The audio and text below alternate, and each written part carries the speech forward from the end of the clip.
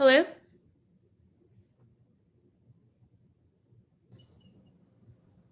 Hello?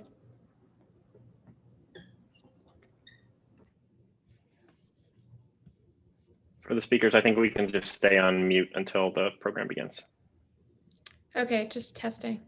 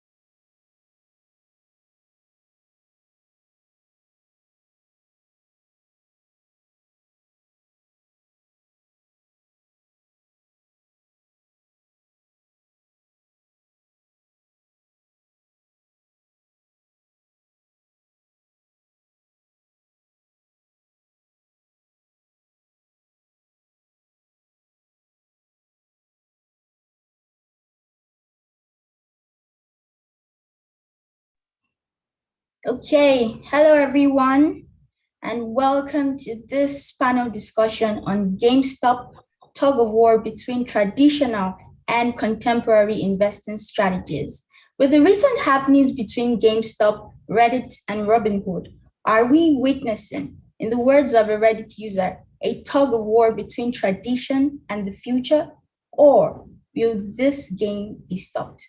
Among other things, this panel would discuss various things such as the role of social media platforms in retail investment, legal concerns about investors' activities on Reddit, retail investors' access to private equity and other private markets investments, and of course, some of the other issues that came up during the GameStop hearing.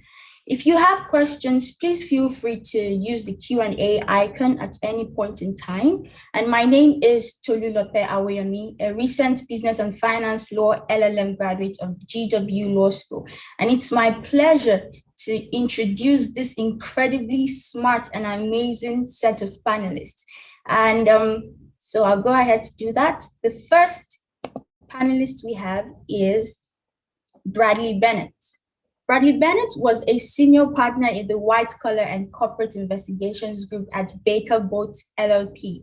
Bradley previously served as Executive Vice President and Chief of Enforcement of FINRA, where he led a team of 275 lawyers and investigators and directed investigations and formal FINRA disciplinary actions against broker-dealers and their associated persons for violations of FINRA rules and federal securities laws.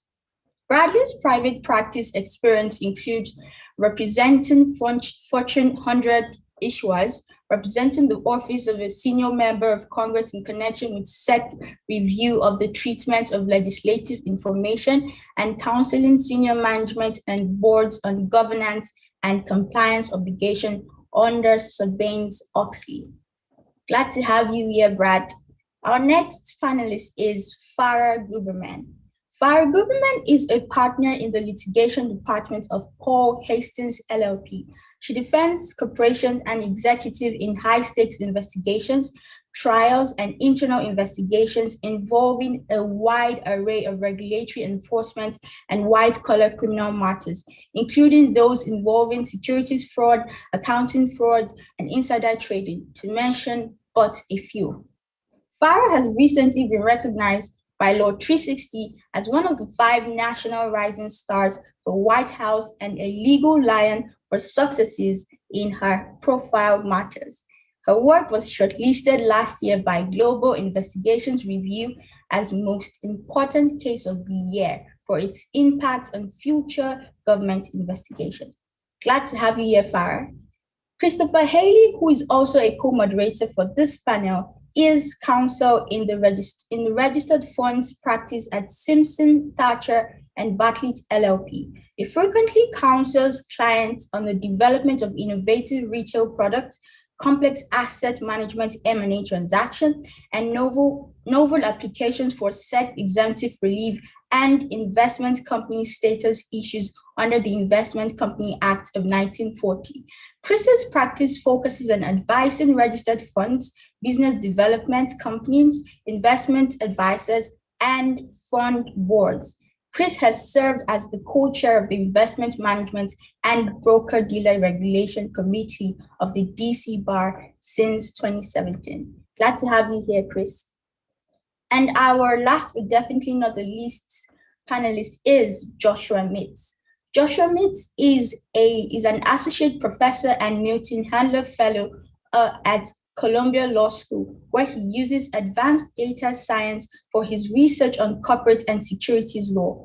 Joshua employs empirical methods, including statistical analysis and machine learning, for his research on short selling, information transmission in financial markets, information leakage, and hedge fund activity, to mention but a few. Joshua recently presented a paper titled A Legal Perspective on Technology and the Capital Markets, Social Media, Short Activism, and the Algorithmic Revolution at a conference hosted by the Columbia Law School program in the Law and Economics of Capital Markets, where he is a fellow. Joshua is also a member of the Center for Financial and Business Analytics at Columbia University's Data Science Institute. Glad to have you here, Joshua. Chris, over to you. Thank you, and on behalf of everyone, thanks for those kind introductions. Josh, I want to start with you and the paper that was just referenced.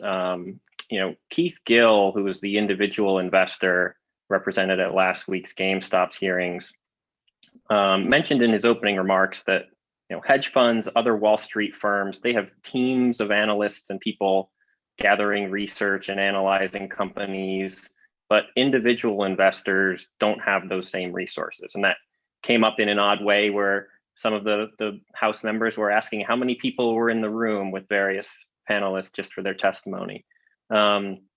Josh, in your paper, you described the rise of short activism and these new media platforms, Twitter, Seeking Alpha, but I think the same could be said for some of the social media platforms, Reddit, YouTube, Twitter. In your view, are these social media platforms, are they leveling the playing field at all between individual investors and more sophisticated and institutional firms? And are those platforms able to transmit information to individual investors at a same or similar pace to what larger, more sophisticated firms are doing? Well, thanks, Chris, and it's great to be with you all. I think that's a terrific starting point. I think it's helpful as we reflect on the events of the past month to remember how we got here. For the past decade or so, there's been an increasing use of social media platforms by sophisticated hedge funds, primarily on the short side, although not exclusively. The SEC brought an enforcement action in the matter of Ladingo Holdings, which involved attempts to puff up a stock on online platforms using pseudonymous identities. But for the most part, what my research has found is that the last 10 years have been characterized by an ever-increasing presence of short sellers on social media who precipitate a crash in a company's stock price only to exploit the panic to make a quick profit. Investors in GameStop were but the latest string in a long series of victims of these sorts of short attacks. We saw in the early days of the GameStop episode an attack by Citron Research on the company, in which Andrew Left announced that the company was worth, in his view, no more than $20 a share. Part of the rallying cry that individual investors were responding to in the early days of this episode was a sense that the stock prices of many of these companies had been artificially depressed.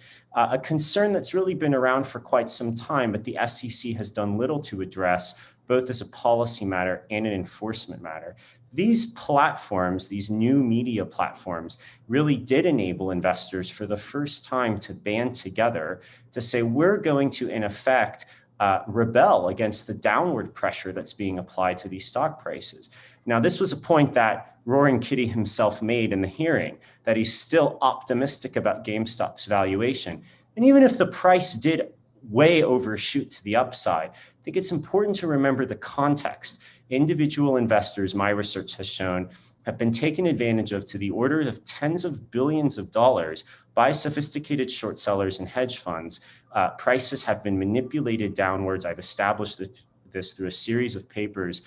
The research is pretty clear that individual investors have been the victims. The SEC has done virtually nothing to stand up for individual investors who've been the target of these attacks. And so here we see the crowd taking matters into their own hands, not excusing manipulation or fraud that may have occurred on the other side, but it's important to remember that these platforms have allowed the individual investor to fight back.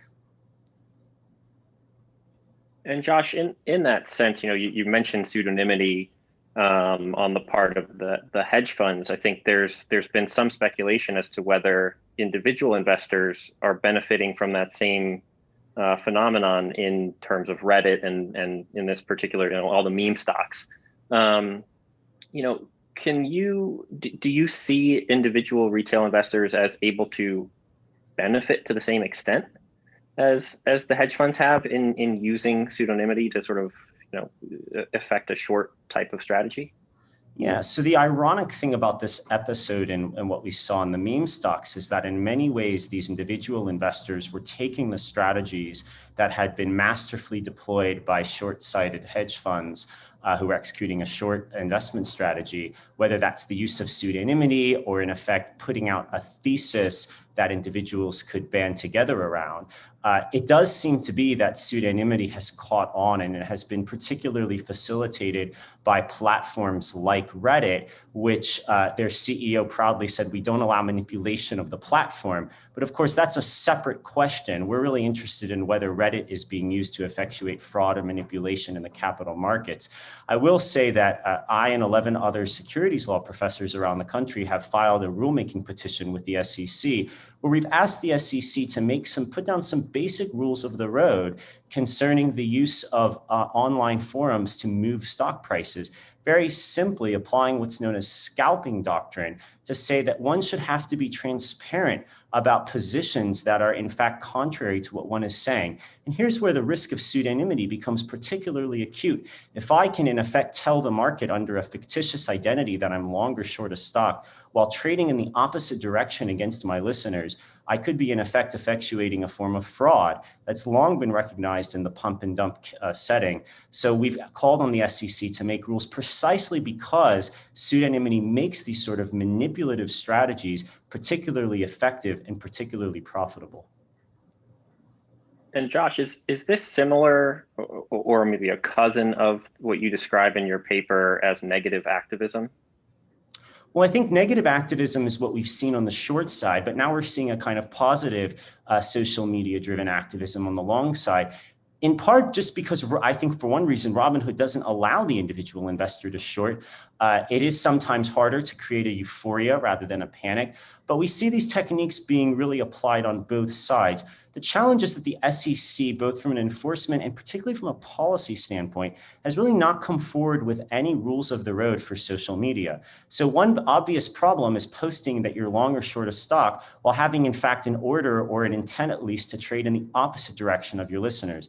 Another problem that we and my colleagues in this petition have advocated is that there's no duty to update a position disclosure that's become stale. So one can, at the time one posts a position disclosure that voluntarily that they're long or short, in fact, have an intent consistent with that disclosure, but a short time later change their position and with no corresponding duty to update the market. So what this allows for is an activist-like strategy where one puts an announcement out, this is why we're long or short a stock, without disclosing even as little as 5 minutes later that they're changing the direction of their trading strategy. And individual investors who rely on those disclosures, which may be material, are in effect relying on stale information.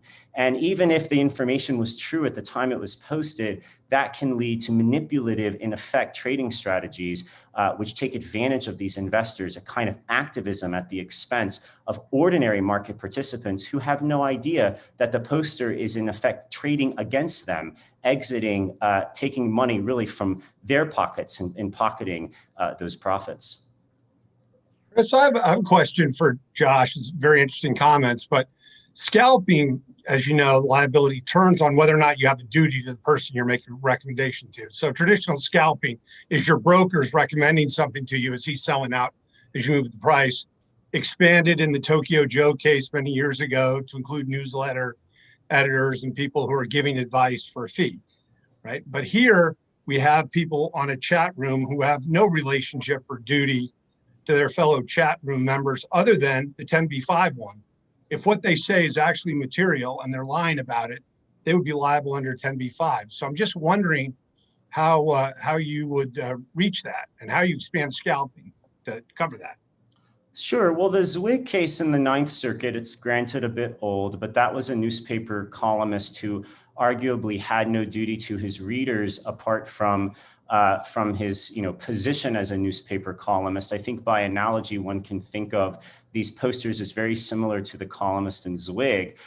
There have been, you're absolutely right, a number of cases in the investment advisor setting, SEC v. Thompson, probably one of the recent ones in the Southern District, summarizing a lot of the case law in this, which we cite in our petition. I agree with you that it's been a while since the SEC has applied scalping to liability to a case of one who lacks a pre-existing duty. And so some of that case law is on arguably shaky ground. That's why we've asked the SEC to clarify as a matter of, at least as an interpretive, to put out interpretive guidance that in their view, scalping doctrine, which is that part of scalping doctrine predicated on a 10b5 theory.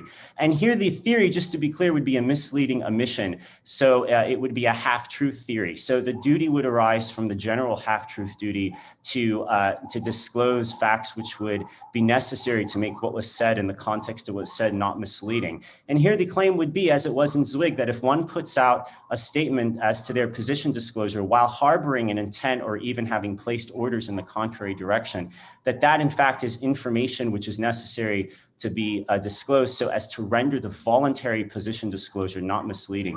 I think that captures a lot of cases on social media where posters may be posting these positions voluntarily while not disclosing in effect what is a misleading omission that they're trading in the opposite direction. Then if you'll indulge me in one other question. So your dynamic as you described on the chat room with the small investors deciding they're not going to take it anymore from these short sellers, how is this really any different than Herbalife, where you had, a short seller that was very public about their position and their theory that Herbalife was a pyramid scam. And then you had not a group of small investors, but one other rich guy, Carl Icahn, who decided he didn't like the short seller. He thought Herbalife was great, and he was willing to put his money where his mouth was and spend whatever's necessary to squeeze the short. So to me, it's kind of like, the old wine in a new bottle. It's a different vehicle, but it's the same behavior. Am I missing something there?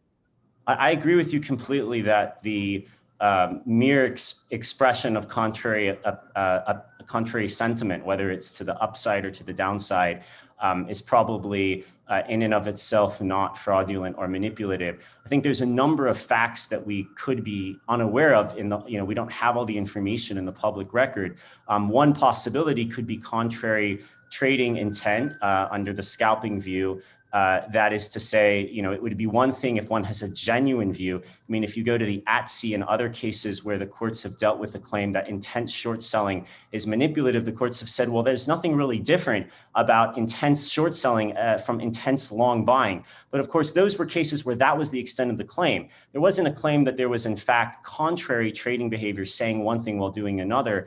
As to the broader question of what to do about situations where one takes an aggressive position, I think the aggression in and of itself is not the problem. The question is whether there's total transparency. And we also have, I think, a set of questions under Section 9A2, 9A3 of the Exchange Act, in which one could potentially harbor manipulative intent, either via their trading activity or via communications that they're disseminating about their trading activity, which wholly and apart from 10b-5 could also be the basis of enforcement. But this does turn on the trading, not on the mere presence, I agree with you, of contrary sentiment. Well, I would just add, if I get charged with manipulation, I'm hiring Farah because I think she can win that case for me on my intent. I appreciate that. I actually, to add on to this sentiment, there is a Second Circuit case from about 15 years ago, US v. Royer. You may have seen an American Greed episode about the underlying trial of El Jindy. But the issue is that even where there's not a false or misleading statement, there can be market manipulation if there's general deceit. So if you're saying, I think that the stock is going to go much higher and trying to encourage buying, but in fact are selling, there have been cases in at least the Second Circuit that have supported that theory, even where there's not an actual false statement. So I do think that that's a concern here as well. Well, I would go back, this is years, but Jonathan Levitt, who was like a 15-year-old kid living in his basement at mom's house in New Jersey that was active in the precursor of Reddit, the Yahoo chat rooms. And, he was active on multiple stocks. And when the SEC went to go investigate him, they had no idea he was a kid. He shows up for testimony with his mom as his representative, probably the first person in history to be represented by their mom. But in any event, the SEC was very careful in that case to go through all his posts. And the only ones they charged him with were the ones that were clear 10B, where he said he spoke to people at the company and they told him X or Y, or he knew that the company was going to do X or Y transactions, some objectively testable fact. And they let him go on the stuff that was opinion. I think it's going to go higher, whatever, even though he was clearly doing what Josh said, he was scalping. He was 100% a scalper in all these chat rooms. So, it seems to me that, where it's egregious, we do have the laws, but everything can always be improved. Yeah, I'm talking about market manipulation. Farah and her colleagues wrote an article on Bloomberg Law, zooming in on whether the sudden surges in the share prices of GameStop was market manipulation and whether regulators should intervene. Farah, please, could you tell us more about this and if you think regulators can or should intervene with these GameStop moves? Sure. I mean, when the GameStop frenzy was happening and you have a stock going up 800% in a matter of days, immediately there were calls, and we saw that led to the recent congressional hearings, and of course every newspaper headline. Is this market manipulation? Is this a pump and dump? Who should be looked at here? Who should be regulated here? Where are the investigations going to be? So I think that their questions are twofold. One are the group of people in this Wall Street Bets group on Reddit, and second were the Robinhood and other trading platforms. So first, thinking about the Reddit users, trying to think about whether there was market manipulation, we have to think about the elements of the offense. And first, was there an intent to defraud, deceive, manipulate to set a misleading share price? And I think that the regulators are going to closely look at the language of all of the chats to see what was being said and how it was being said, because the next prongs are, was there a false and material statement or a material omission? And in terms of falsity, I think that's what Brad was just touching on, that there's a just very clear issue of whether there was an opinion statement, which is much harder to prove falsity related to, like, I think this, or I think it should go up more, versus I spoke to the CEO of GameStop and he told me this information. And then also materiality, because you're just talking about what was seemingly ordinary users on a chat room, an internet chat room, and is anything that they're saying to one another as lay people material? Would it ever give rise to materiality? And I think that that's going to be a regulatory challenge, because there are also then going to be questions of, even if there was some nefarious intent, when did that manipulation start and when did the market forces take over? In the article on Bloomberg Law, we described it as a perfect storm of events, because you have this rise of trading platforms like Robinhood that gives so much access to so many people. Then you have a massive number of people working from home and with more time on their hands because of a global pandemic. And then you have, tweets from major people, major influencers like Elon Musk talking about the stock, so much media coverage. So there was just so much happening that it's going to be very difficult to say that this is when the manipulation started and this is what happened because of it. Then the other question is, of course, on the trading platforms where we see a flurry of civil suits, which I don't think have a high likelihood of success. And last week, a week or two ago, a judge in California already denied the request for a temporary restraining order to stop Robinhood from restricting trading related to GameStop. And the issues there are also, Robinhood made certain decisions to restrict trading that was already tried in the court of public opinion with massive protests and media coverage. But everything that we've heard in the recent congressional hearings and that has come out is that the trading restrictions were, one, pursuant to user agreements that allowed them to restrict trading at any time, which is quite common. And second, for a legitimate purpose, which is to meet their clearinghouse and regulatory capital requirements. So I think that there are significant challenges in bringing charges, either regulatory or criminal charges, on either of these areas. But that being said, there's certainly going to be a lot of investigations. I mean, the subpoenas have already been issued. And I think the issue is going to be, should there be new regulations, or should this be tightened, as opposed to, can we really bring a charge under the way things are currently written? Farah, can I ask you, what do you think about the application of Section 9A3 of the 1934 Act, which prohibits the circulation or dissemination in the ordinary course of business of information to the effect that the price of a security will rise or fall because of the market operations of one or more persons, like we're buying the stock, conducted for the purpose of raising or depressing the price of such security? Section 9A3 doesn't have a materiality qualifier in it. Well, I mean, I do think that group trading has been permitted consistently. And I think that's, even without the materiality threshold, you would still have a group of people saying this is artificially depressed because of the statements that hedge funds are making. We think it should be higher. And I do think that that can be found to be a legitimate purpose and a legitimate discussion, even if they don't need to satisfy a materiality threshold. Well, I do think as a practical matter, bringing that case, and maybe as a legal matter too, you'd have to show that it actually had an effect on the market, right? I think that case isn't a compelling case to win if you can't show that these statements ever affected the market.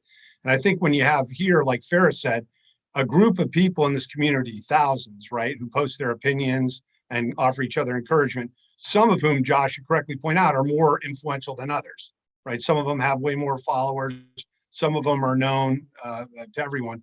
How you sort that out? Because to me, it's not like looking for a needle in a haystack. It's like looking for a needle in a stack of needles to find the one person or the group of people you're going to say. Now, obviously, Roaring Kitty makes himself a target because he posts his brokerage statements, right? As you point out, if he was posting a statement saying he was up 8 million and buying more, and in fact, he'd sold out the day before, I think he's going to have some explaining to do with the SEC, but it just seems to me there's a reason there's not a lot of Section 9 cases under any provision. And that's, part of the practical hurdle. I also think that there are other issues, because I was talking about everybody as a seemingly ordinary user of Reddit, and what's coming out since the initial media reports are that they weren't all ordinary users. You have some of the leaders of this who were employed by broker dealers in various capacities, and does that change the impact of what they're saying, or make the fact that they hid their employment status, does that raise more questions? And I certainly think it does. And I think it also raises questions for their employers on compliance policies, but that's a separate area. Well, without a doubt, if you're a registered person, the firm you're associated with has duties to supervise your activity. And if you're engaging in private securities transactions, i.e., securities transactions away from the firm has to have procedures in place to get notice of that and to supervise it. If you're doing an outside business, they have to have procedures just to know about it. And usually most firms have procedures that require you to have your accounts at the firm where you're registered, because they don't want you trading away from the firm for these very reasons. I think Roaring Kitty was like a investor ed guy, not really a broker. That doesn't make it better or worse. But you were 100% right, Farah, that there are civil or SRO obligations that are at play here. I would like to throw another question to Josh, and it's more out of my depth finance theory, but I always go back to Warren Buffett, right? Who says in the short term, the market's a voting machine. In the long term, it's a calculator. So in the long term, a company's worth what it's worth, right? So at some point, the fundamentals of the business and its prospects and its performance actually matter. So it's not just investor sentiment, right? So the idea, and I take this from I was listening to the Bitcoin panel, right? Where Bitcoin people get totally outraged too when someone says, well, what's this really worth? At what point do you make that switch from, yeah, these guys are getting screwed because their sentiment doesn't control, to, maybe this GameStop is a $40 stock. Maybe people don't want to go and physically deliver their video games. At what point does that come in? Well, I think what this episode has challenged is, at the very least, the Supreme Court's sort of offhand comment in Halliburton 2, as they waved away the evidence that a group of finance professors brought in their amicus brief, and Chief Justice Roberts said, we don't need markets to be perfectly efficient. We just need them to, in a rough sense, incorporate all publicly available information, which, I have a feeling that's not going to age well with the greatest of respect to the Chief Justice, because, episodes like GameStop and, in fact, fraud cases and manipulation cases and the broader phenomenon of social media driven trading are calling into question whether market prices do in fact reflect information in a fundamental sense. This is a point that, I made it an article in a very different context on merger and acquisition appraisal, in which the Delaware courts have had to grapple with the question of whether you can use market prices to, in effect, determine the value of a company that's the subject of an acquisition.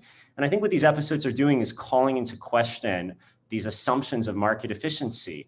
What that might mean for securities fraud, for private securities fraud litigation, could be quite profound. We have a case right now before the Supreme Court, the Goldman Sachs case, in which one of the big issues is who bears the burden of persuading, in effect, that a market is or isn't efficient. Episodes like these, in my mind, should cause the court to be perhaps a little bit more hesitant, a little bit more cautious before concluding that, well, it's just generally understood that markets are efficient. It's interesting because I think the old market structure hands, at the former regulators, current regulators at the SEC have been doing for a while would say, the plumbing of the system worked in GameStop, right? The credit protections worked. Robinhood had to post their collateral. The trades got placed. The spreads stayed narrow. People were able to trade on one venue or another. There was no systematic risk. Reg NMS worked. Everything worked. The plumbing's fine. It's actually a vindication for the system. But it sounds like you probably have a slightly different view than that. Well, it's one way to think about it, right? And I guess the question is, does it not trouble you that lots of people bought GameStop at prices well north of $100 because spreads were narrow, right? And that's I think, in some sense, the core of this. Should it bother us that investors are hurt? This is a particular kind of volatility. It's not a macro volatility. It'd be one thing if we were hurt buying, right before the coronavirus pandemic began. But this is a kind of, manufactured volatility. So to me, at least, it's a little bit more troubling. I'm not sure I can just wave it away by saying, well, spreads are narrower, Well, I mean, that is in the old days, you would have been at the New York Stock Exchange at the Post doing open outcry, where I think the Post existed just to allow the specialists to enter position on you, and your spreads would have been $1 billion, and the market trading would have been disrupted as soon as the specialist was really at risk, right? So, I think for all the warts, a lot of people would say, look, consumers get better prices now, however they get them, payment for order flow, whatnot. It may be a little ugly, but the market still delivers a better execution than it ever did and a cheaper way to trade. And one thing that came up during the hearing, especially about the payment for order flow, especially the question about the best prices, best execution prices. Would you think, or do you think that retail investors need more regulatory protection from institutional investors like the short sellers, and require more transparency from platforms like Robinhood? It's an open question, so anyone can answer. Well, there's a lot of components to that. I think, I think it's right, Josh. There's no free lunch. So if you're not paying a commission for your trade, you're paying for it some other way, are you not? And the question is the other way you're paying for it, is it, still giving you a best execution? And as you know, there's a whole group of rules around what you have to do to show as broker dealer, introducing broker, which Robinhood is, to show that you're delivering best execution. You have to do look backs, record keeping. You have to, spot checks on what the execution was like on other venues. Another problem we have is, what percentage of the trading volume is not in a lit market? It's not a market that we can really look at, right? It's a dark pool. So, probably in the old days, you paid $70 for a trade, right? And typically people held stock for months. I think now the typical share of stock is held for like a nanosecond, right? Less than a minute. A typical share of stock is held for way less than a minute because of, what is done in this market. High frequency traders, algorithms, and the like. That's what provides the liquidity, but that also provides the incredible trading volumes. I'd be curious. I agree. I mean, I think it's a challenge in a lot of ways. I'd be curious to hear Farah's thoughts on whether or not, we're paying a price. But, putting aside whether any individual defendant is guilty or not, or, putting aside the question of culpability, should we be concerned, right, about a world in which the less sophisticated are being taken advantage of, or should we just accept that as a cost of our markets, and individual investors should stay out of it, even if we can't find a culpable party? I mean, I think that's a very interesting question, and it certainly touches on the remarks made by Commissioner Pierce earlier today. I do think that the regulator's responsibility is to protect unsophisticated investors, where they are at least fully made aware of their risks, and and protected it, in a way that allows them to participate in the market, without somebody, losing $730,000 and committing suicide. I mean, I think that people need to be aware of that this is an extremely risky practice, and that the platform is making money in certain ways. And even if you're not paying per trade, they're receiving fees and in other ways. And that's a permissible way within the market, but this is what we're doing. And as long as there's a lot of transparency and risk disclosure, I think that's the role of the regulators right now. And so even if there's not culpability with the GameStop trading, I think that this is something that should be closely looked at, particularly as Brad describes it, as the gamification of trading. And I think that that's what's happening now. And it's not a video game that you're playing. It's real money, real risk. And it's not all fun and games. And it certainly should not be thought of that way. Well, I would say this, I think at the hearing it came out that the median account at Robinhood is $250, the median. The average account is $5,000. And that the median, the average Robinhood investor kind of behaves like a typical buy and hold retail investor. The average Robinhood investor does buy, kind of mainstream ETFs and kind of holds them, right? So, to say that the entire the enterprise is a bunch of people playing video games with stocks, probably not true.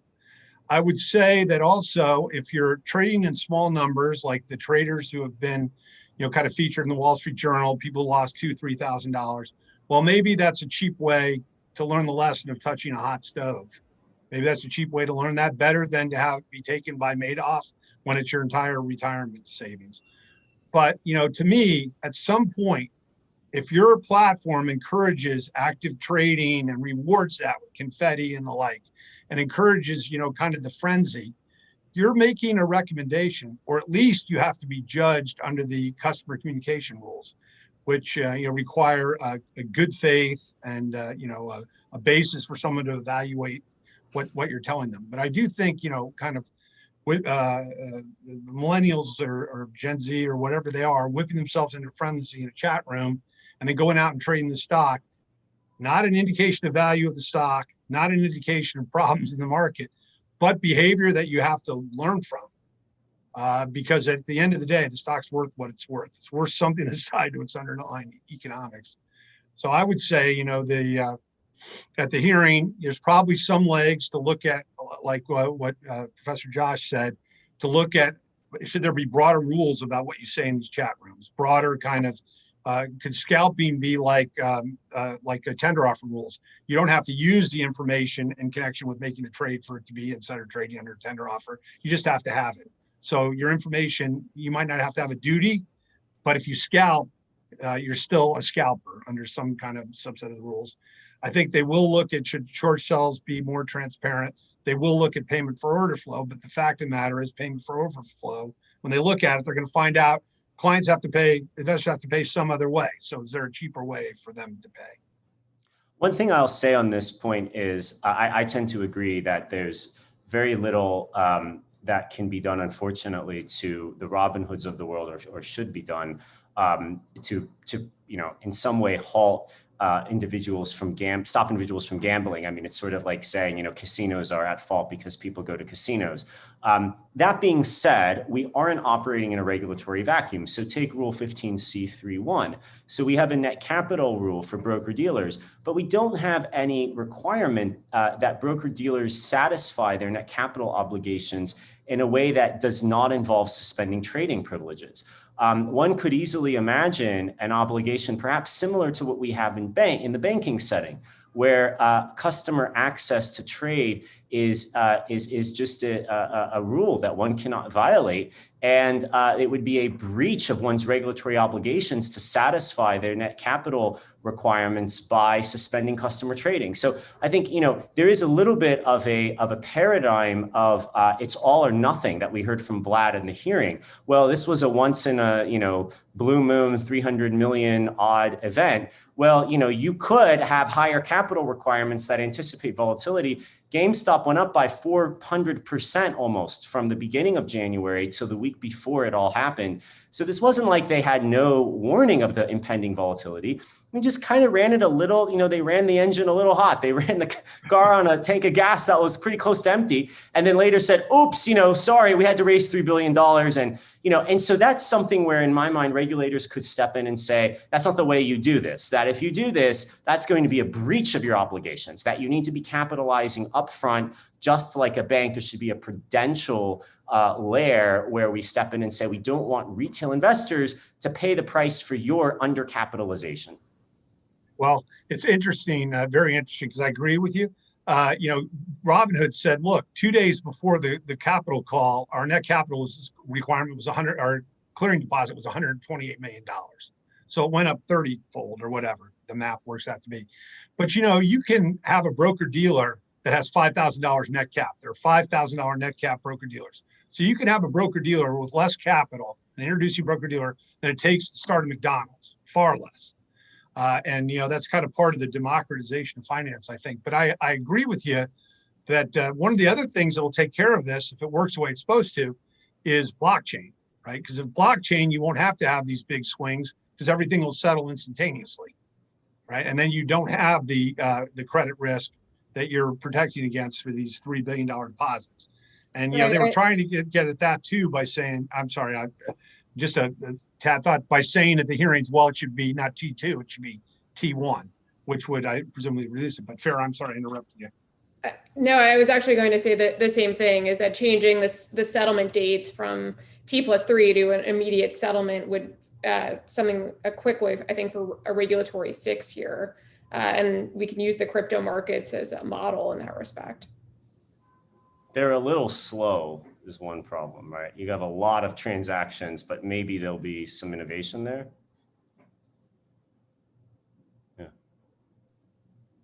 Yeah, just touching on that point, Farah and Brad and Josh, what are some of we've touched on some of the things that move Robinhood in this case.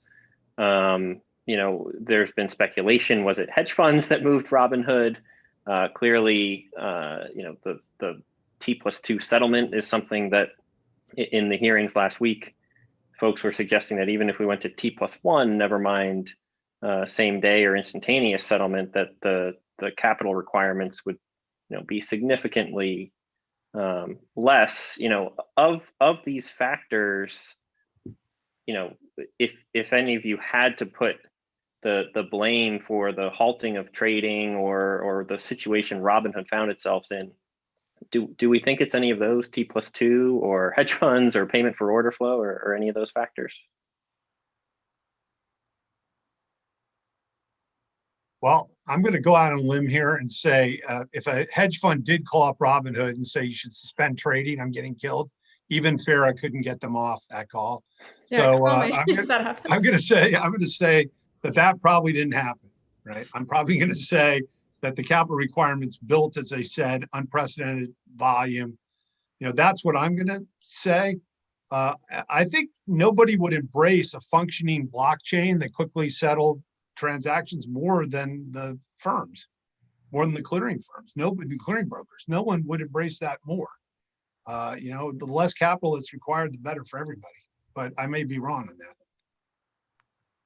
I guess the flip side of this question, and Josh, maybe I'll pose this to you, is was it really just the retail investor who put Robinhood in this situation because of the sheer amount of trading activity, right? There's been some statistics show that retail investors doubled their portion of the average daily trading volume in the US last year from 10% to 20%.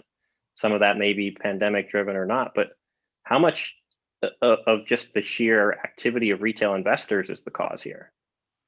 I think that's a great point. I think that we have seen an increasing embrace of technology, which has been part of the rise of fintech as an industry, retail fintech. We're seeing this in a number of areas, from banking and consumer credit all the way now to the capital markets. I think this really highlights a serious organizational and cultural shortcoming at the SEC and in the regulatory apparatus more generally. I think that we're seeing as an industry innovating faster than regulators can keep up with it. Maybe to some extent substantively, but I think especially organizationally. So, if you think about the typical SEC FINRA enforcement apparatus, and I can say it's public on my CV. I advise the Department of Justice Securities Fraud Unit, so I've had the opportunity to observe how some of this functions. You're talking about individuals who are very skilled, very talented, but by and large are lawyers and have legal training. And while many law schools, like I'm sure George Washington, at least at Columbia, we're trying to teach our students how to be more tech savvy and tech aware. The reality is that the industry is often innovating faster than the typical enforcement attorney is able to keep up with. And that's especially all the more so, I think, when one thinks about the role of data and the centrality of data and identifying potentially manipulative or concerning patterns. We've seen some investment of this. The SEC was announced several years ago, launched a market abuse unit, the purpose of which was to conduct high-end data analytics. But with the rise of so much volume in retail trading, we're really seeing, I think, an information overload problem. The consolidated audit trail is now, 10 years, if I'm counting. And so this has been, there's been just a number of technology efforts which the SEC has tried to engage in to really wrap their abilities, wrap their minds around what's been happening in the industry. I think what this highlights is the need for fundamental changes in how we think about enforcement, how we think about approaching problems like these.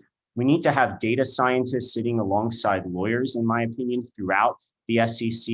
We already have, I know, some of this in FINRA, but I think we need to see a culture of technological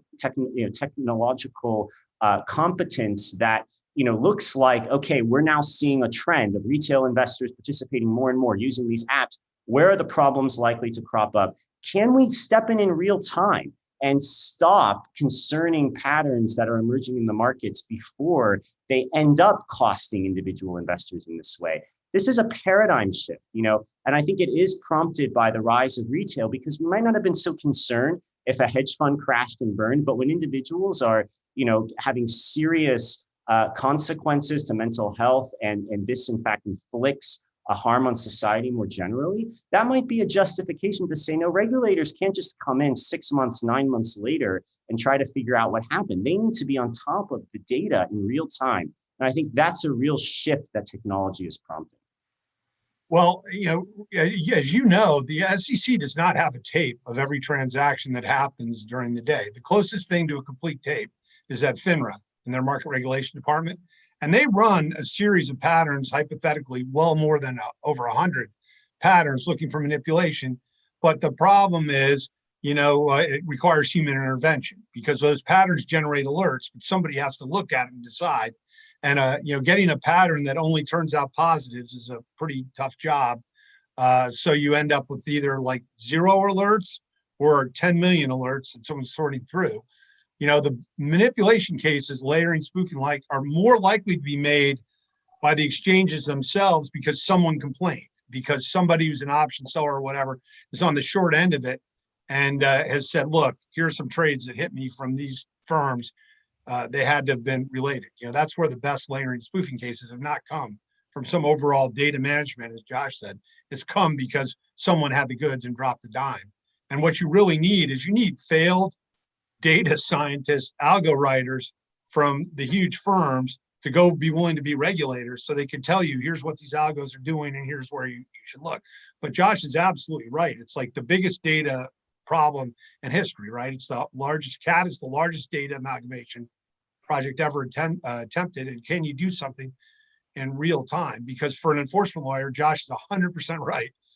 You can't tell them, here's some reams of data, go figure this out. You got to tell them, It's Mr. X in the breakfast room with the candlestick, right? The Colonel Mustard and the candlestick, right? In the breakfast room, because they're not going to be able to figure it out. But you're 100% right. The algos and everything else is way smarter than the regulators at this point. We've seen some, I should give, particularly the commodities fraud team at DOJ a lot of credit, because some of the great, well, I guess Farrah might disagree, but some of the, in my opinion, the great spoofing cases of the last decade, I guess depends on what side of the table you're on, but I do think they've done tremendous work in getting a number of high profile convictions, in part because of advanced data analytics on the commodities fraud side. It's a really sophisticated group. And I think it's a model for, for what we can see, what we should see going forward. And I completely agree. This is a needle in a haystack problem. We could totally change the paradigm. We could say the role of a regulator is to be on top of this, not to just be looking back to build an enforcement case, but to be identifying in real time, where are the problems coming up? It's a data problem. The private sector solves it. Palantir can solve it. We can solve it. The SEC could solve it. It's a matter of prioritization and regulatory will. And so zooming out for a moment, and we talked a lot about Robinhood and the particular facts around GameStop and the other meme stocks. Does this phenomenon represent either the beginning of, or is it evidence of something that's been brewing in terms of retail investors having more influence in the market, right? We've talked a bit about, retail investors and information flow and the leveling of the playing field there, but it would seem by many accounts that individual investors were able to group up and actually move the market for at least a couple stocks in a previously never before seen way. Is social media and things like that, are they actually not just leveling the playing field of information, but increasing the power of the retail investor and their purse? Maybe Josh, will start with you because that's related to your prior paper. Yeah, I think to some extent that's right. I think we are seeing it's funny, a lot of scholars who would think about the capital markets for the past, I'd say for the past 10, 15 years, maybe even 20 years, have focused on the rise of index funds, that the big story has been the concentration of ownership in the hands of a small number of investment managers like our BlackRocks, Vanguard, State Street, Fidelity, and the concern that the average investor is just checked out. The average investor has put their cash in an index fund, and that's good from a portfolio management perspective because you're getting the most return for the least risk. The management fees are going to be the lowest they can be. And you just sit back and watch your 401k grow, right? But then what's the problem with that? Well, an index fund can't possibly dig in and monitor each of these companies and come up with a valuation of each of the companies in its portfolio and still give you that low maintenance fee, right? That low management fee. So I think we saw in the last, decade, 2 decades, this evolution away from the retail investor, that the retail investor wasn't playing such a big role in our markets. Now, perhaps with the rise of social media and the rise of technology, that's starting to change. And it goes back to, we saw some hedge funds doing this individually, but now we're starting to see the average, individual investor step up and say, I too can come up with a thesis on a company. Now, I might be wrong, okay, but that's a new form of engagement that we didn't have in our markets, that we kind of lost. And many said, maybe this is a bad thing, we're losing this, and it's arguably coming back. And I think, Brad brought up earlier the Herbalife, Carl Icahn trading. Here you have a group of retail investors who group together and move the stock price the way in which typically a billionaire or a major hedge fund would have to come in. And I think that says a lot about empowering the retail investor, and that they can in theory, if they're willing to take on the risk and they understand it, they can play the same game. Well, I like the Wall Street Journal article today that basically said, yeah, you're dependent on a greater fool theory, though. The people that moved it, this mob can move it for a short term. They could squeeze a short. There's no doubt they have now proven that they could squeeze a short fund, a hedge fund. And the hedge funds have got to, I guess, Josh, they've got to take that risk into account. Like they've got to now look at their names and their investment theories and say, okay, which one of these are likely to arouse somebody's passion, because they can be squeezed. But to me, it's like still, it's not investing, right? It's gambling, because you're basically gambling on the mob's staying power. And I think the people who made money are the people that look more like the scalpers that Josh is talking about, right? They're people that were out of that stock, probably in the 300s. It's also interesting to me, there were some movements there that just should not be allowed to happen, or it don't make sense. During days when the stock ran, the deep out of the money put options also ran up in price.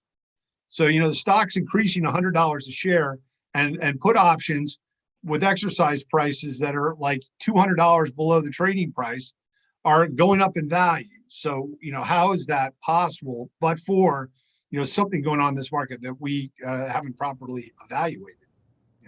I'd add to that one, though, I think, while I agree completely, and the greater fool theory is very compelling when one thinks about a scalper, the fool is the person on the other end of the transaction, unaware that they're being traded against in either direction, whether it's a long purchase or a short sale, followed by an undisclosed cover trade.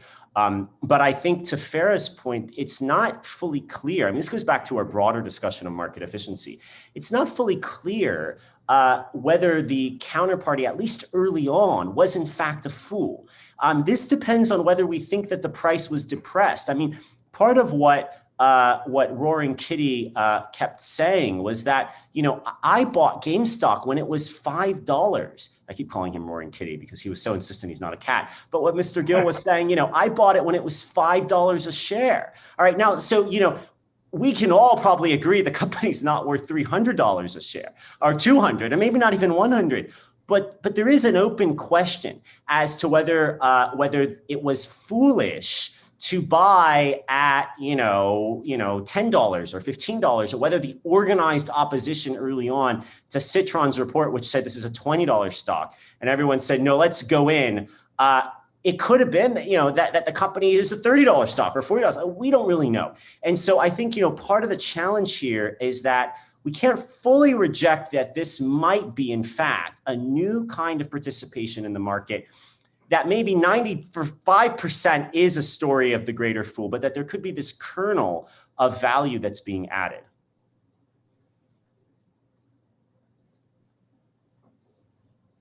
Okay, Chris, one of the very first questions at last week's hearing was why Robinhood users cannot invest in Robinhood itself. In fact, none of the other companies represented at the hearings are public companies either. Former SEC Chair Jay Clayton frequently commented on barriers to private companies going public. The fact that the private companies are increasingly going public at later points in their life cycles, and the resulting inability of retail investors to invest in private companies during their most significant periods of growth. Zooming out, what do these recent developments and trends signify in terms of retail investors' interest in private equity and other private market investments?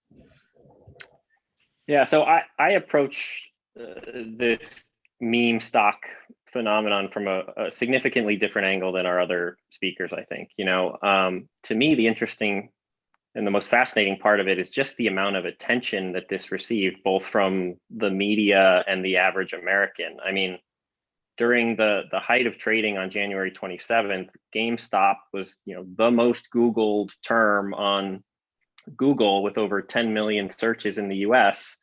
And to put that in context, that's the same number of searches for the Super Bowl on Super Bowl Sunday, which is the most watched TV event every year.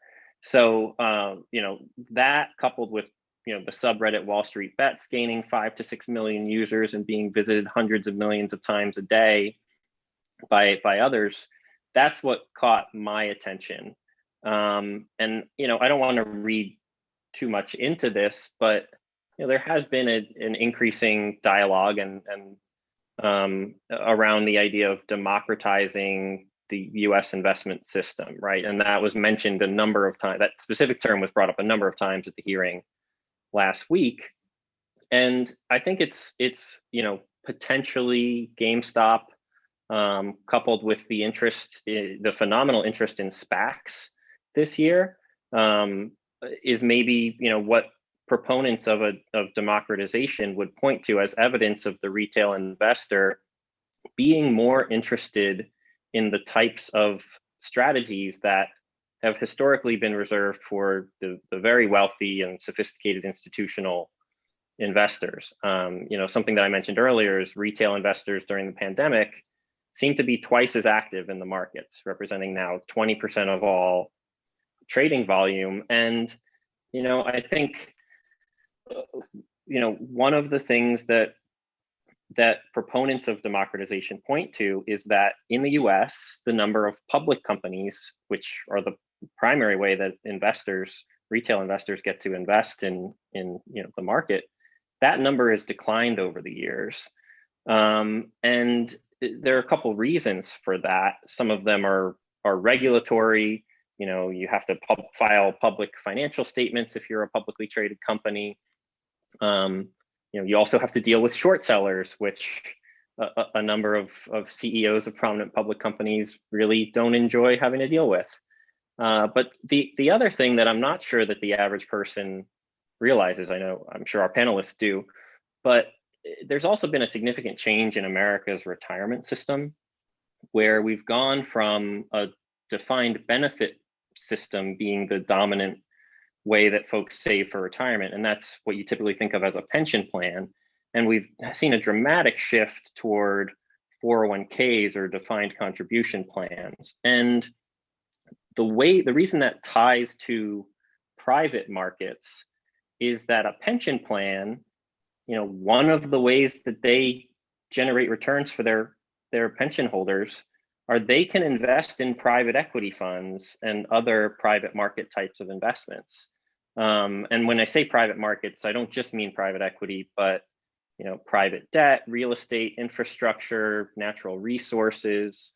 These are the types of things that folks used to have exposure to through a pension plan, but a 401k plan doesn't have the same ability to make those types of investments.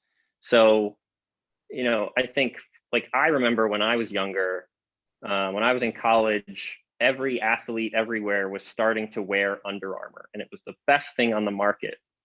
And, I wanted to invest in Under Armour when I got my first job out of college, because I thought it was great. My friends all thought it was great. It sort of seemed like a good investment, and I couldn't invest in it.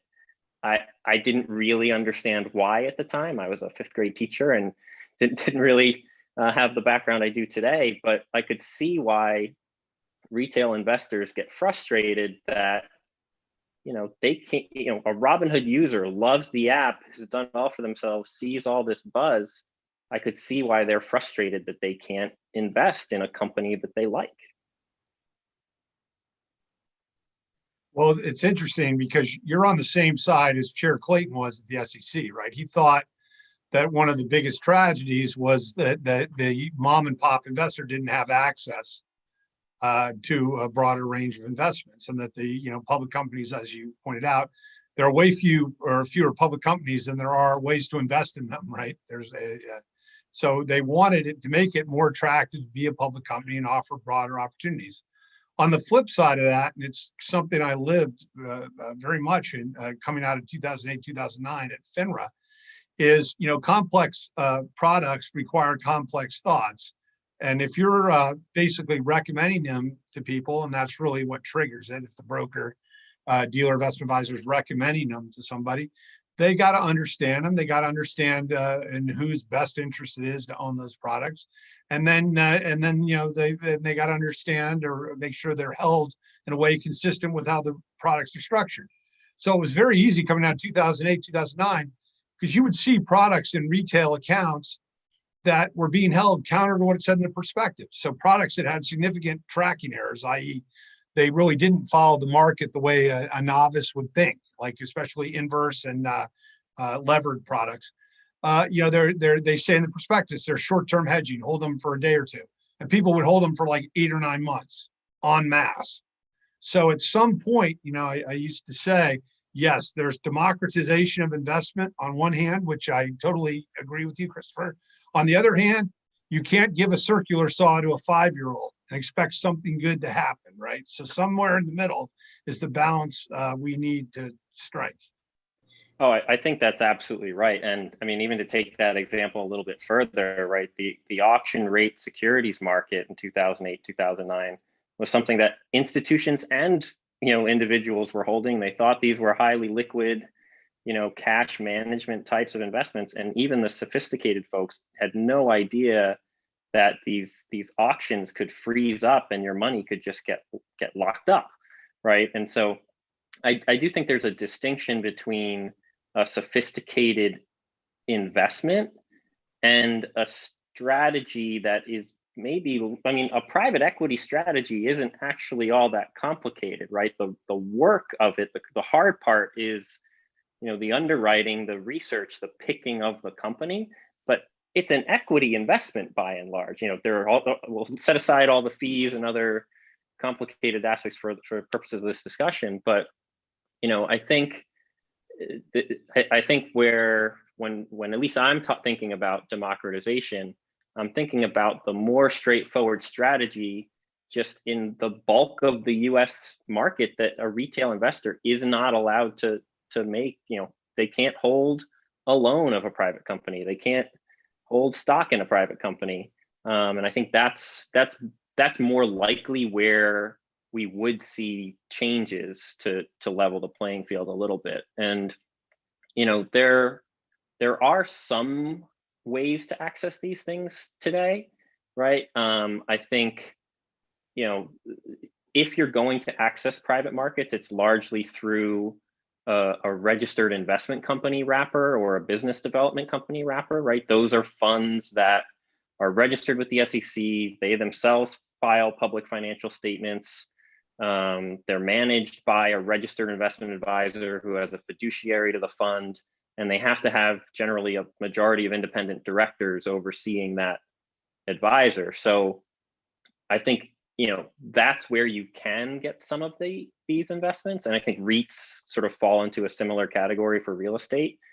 But even that wrapper that's available to retail investors right now, it largely isn't allowed for a variety of regulatory reasons that we may get into later. Like, those funds still can't do the same thing that a wealthy, sophisticated investor can.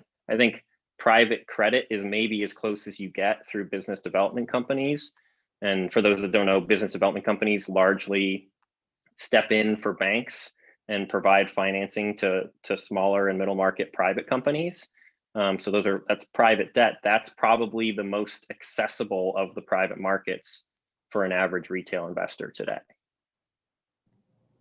I'll just add to this that one of the interesting behavioral psychology facts of this whole recent GameStop episode is how frustrated people were that they couldn't buy. I mean, Vlad kept saying, well, we let them close their position. We let them sell. So why are you mad? You only would have lost money if you had bought, and a lot of us rationally kind of look at this and say, well, why did anyone want to buy at $300 and something a share? But I think, Chris, it does speak to the psychological point you're making, which is that it's that the playing field should be level for everyone. This feeling that, if we want to speculate, we should be able to. I mean, I actually do think there's a more rational reason, which is that they saw GameStop as a kind of battle, a kind of epic war between the longs and the shorts. And they believed that on the other side of this was just a mountain of short hedge fund capital that was going to crush the stock, and that they had to put the bids in to keep it up there, which is a fascinating story of people maybe having too much time on their hands. It's sort of like you're really preoccupied with something in life that there's other things maybe you could be preoccupied with, but there is something to this notion that when we translate it to longer term investing, that I'm kind of I don't have the same opportunities that everyone else does. But I think Brad's exactly right. I mean, a lot of these products are as dangerous as a buzzsaw. And when it blows up, there's this inevitable question, how could you let people invest in that? Just think about the ICOs, I mean, more recently, right? I mean, it's how many of them were a fraud? I mean, there's a Penn Law professor who did a study that just 70–80% of them didn't exist. You know, there just was no token behind the white papers. So, you know, it's really a challenge of the appropriate level of paternalism. But I think this psychological impact of being locked out of the market just resonated for that reason.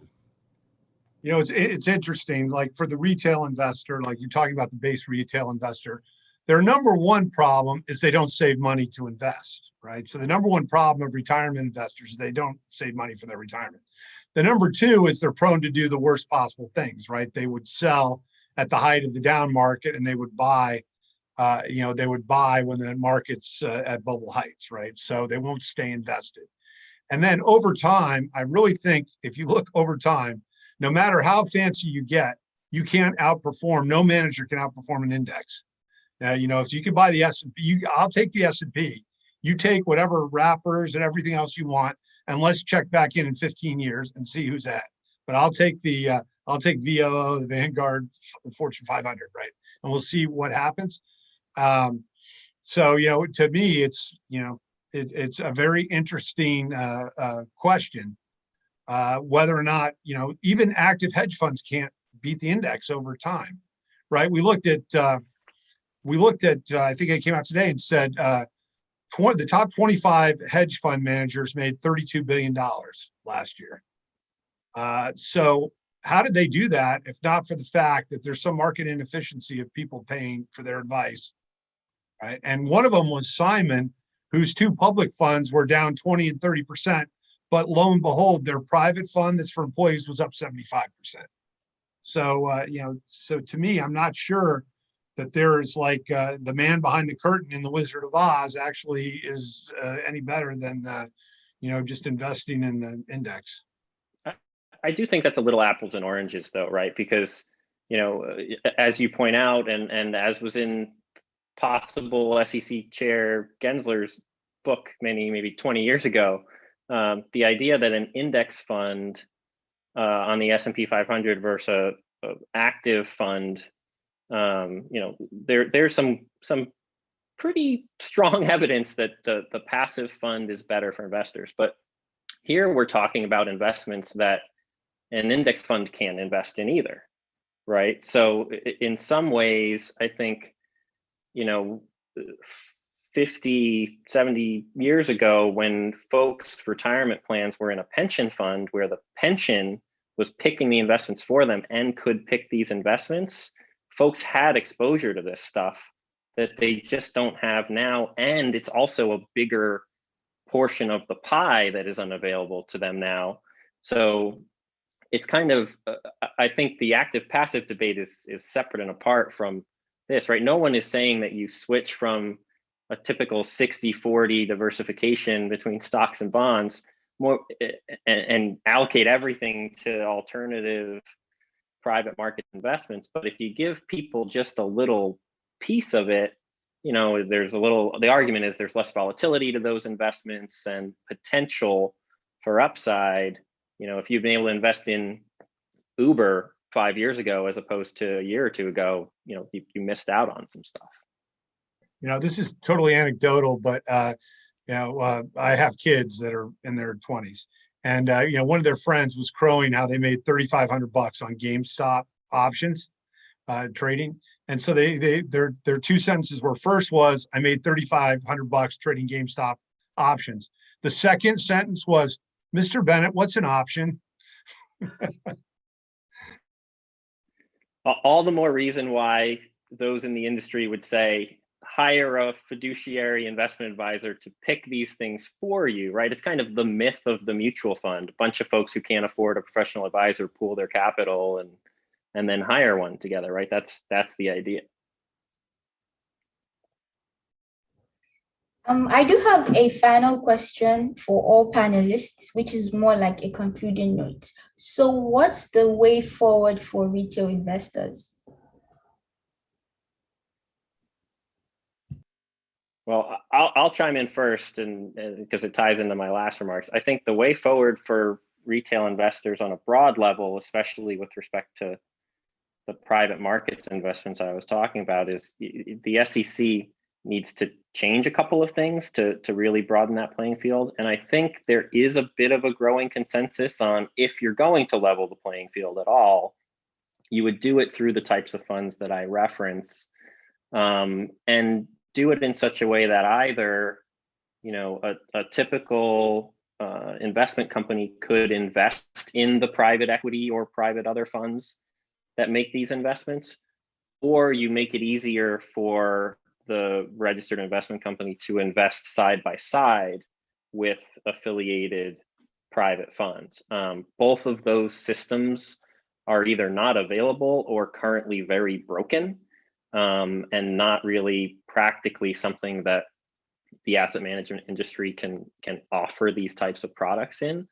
But I do think any changes in that way needs to be really carefully considered, because we are talking about investments that are very illiquid, right? And a retail investor has a much higher likelihood of needing to access their cash for, emergency expenses, medical expenses, to buy a car or buy a house.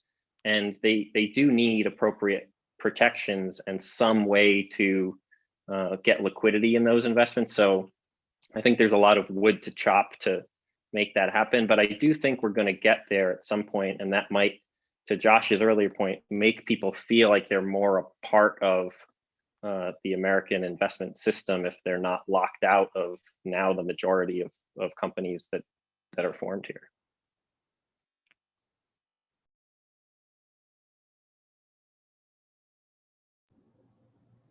Do we have an order? I don't want to, should we continue to go in clockwise, virtual clockwise? Okay, well, I would say this, it's just a reminder, there's no free lunch, right? So if you think you've opened an account on a free trading platform, well, lo and behold, someone's going to be making money off your trading activities through order flow or some other way, your cash balances.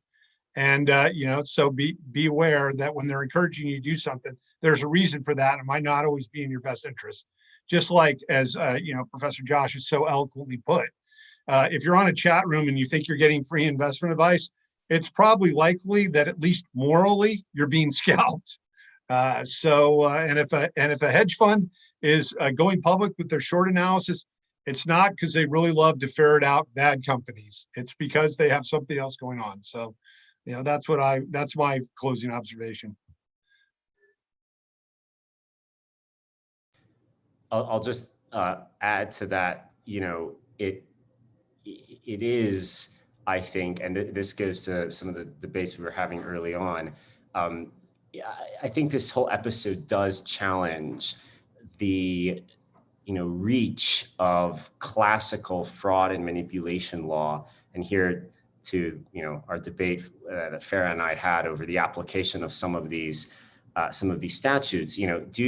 When these statutes were enacted, they had in mind a different technological landscape, but arguably, many of the machinations and ways that individuals can defraud others, or sophisticated players in the financial system can defraud the less sophisticated, are the same. The challenge in my mind is adapting, one of the classic technological problems for manipulation law is, how do you prove intent when you're talking about an algorithm?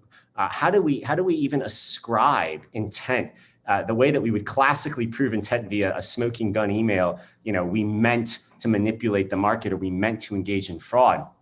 It's just a lot harder when trading strategies are effectuated through algos, through disintermediated platforms, and all of this can end up, if you will, taking advantage of your retail investor, your average investor who isn't aware at how sophisticated and adept the financial system is, the financial industry, at exploiting their own trading. And so the sense that, retail money is dumb money is just a deep truth. And I think that it's unfortunate that it's the case, and that it's so sophisticated in an era when retail participation, as Chris has pointed out, is on the rise. So while taking Farah's point that much of this behavior is difficult to prosecute. That might raise a question as to whether the laws we have are adequate, or whether we might need a broader perspective as to how technology is in fact shaping the capital markets and what that is doing to the average retail investor. And I agree with that completely. While there may be issues that are difficult to prosecute the way the laws are currently written, that doesn't mean more protections shouldn't be implemented to for retail investors. And I think the suggestion of maybe bringing in more data scientists, things like that make a lot of sense because the technologies always move much faster than the laws. And the SEC put in its Internet Task Force 20 plus years ago. They certainly are not prepared. We're not prepared for this. Whether they should have been or that's a different issue. But everything needs to be closely looked at because there's more volume than ever. And I think the more people are home, with the pandemic, this is just going to keep happening.